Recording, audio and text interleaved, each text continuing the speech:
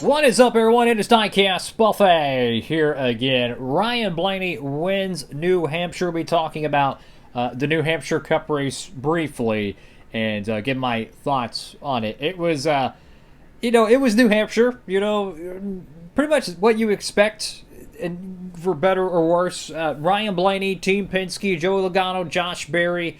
Not so much Austin Cindric for whatever reason, but definitely the other three Penske or Penske affiliated cars absolutely dominated New Hampshire.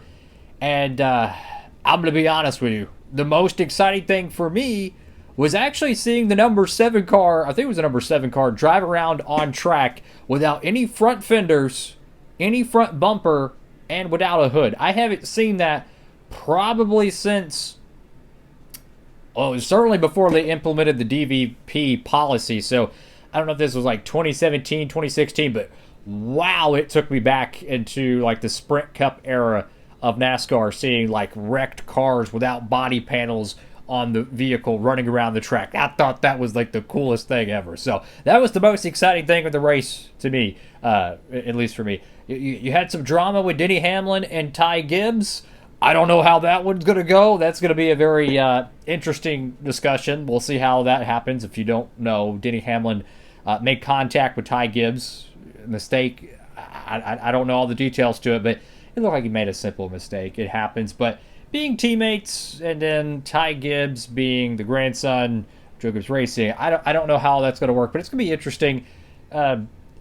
This is not something that hasn't happened before, where teammates have an incident and they're one of them's very unhappy, and they get over it, and they're back next week because it's best for the team. So I don't think this is going to be anything crazy. So hopefully they'll get it all straightened out, because that team's too good to let some stupid shenanigans kind of interrupt it. But anyways, it felt a lot like Gateway, unfortunately, as kind of expected. I picked Logano to win this race.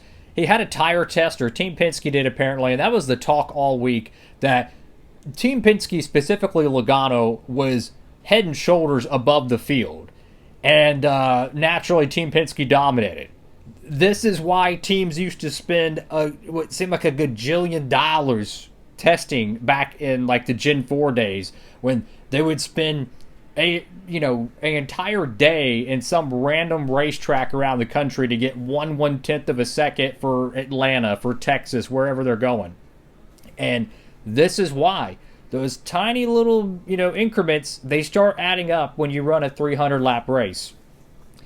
Not too many cautions. The restarts were very interesting, but once you get single file here at New Hampshire, it's literally just right around to the next caution. That's what it is. It's next gen, it's low horsepower, and it's New Hampshire, which I want to say is like the second flattest track on the circuit, maybe the flattest outside of Martinsville, give or take. And Josh Berry had a great opportunity to win this race. Maybe he does if they get that late race caution. And you know what? It just, it's New Hampshire. You kind of have to temper your expectations a little bit. I will say, though, it's definitely a choice to have the New Hampshire Cup race air during 9 NFL games. Not 8. Get this. 9 NFL games at once. If you saw the Bristol night race ratings from last week, oh boy, it was unfortunately not too good. So that's, 2 weeks in a row? I want to say the Cup Series race TV ratings around 1.5, 1.6. I mean, that is low. I'm just keeping it real. I don't know. I mean, it's kind of hard to expect people to watch NASCAR racing when they've waited like 7 to 8 months for football, and then you air your event during said football event. Again, 9 NFL games going at once. Eagles, Patriots, Steelers, all these huge franchises with fans everywhere across the whole country going on at once. And then you run your cup race at New Hampshire. I'm just keeping it real. It's definitely a choice. So I don't want to be that one, but I don't want to imagine the ratings for New Hampshire. Hopefully it's great. Hopefully it's the best ratings in 10 years. But I mean, it's a choice. So I think the next event is Kansas. I could be mistaken on it. They changed the playoff schedule a lot, so it's kind of hard to keep up with it.